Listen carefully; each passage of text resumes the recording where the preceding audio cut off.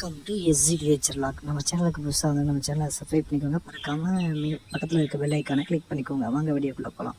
வீடியோவில் நம்ம எதை பற்றி பார்க்க போகிறோம்னா, அண்ணா யூனிவர்சிட்டி நவம்பர் டிசம்பர் 2023 எக்ஸாமினேஷன் உண்டான ஃபோட்டோ காப்பி அண்ட் ரீவேஷன் ரிசல்ட் பற்றி தான் பார்க்க போகிறோம்.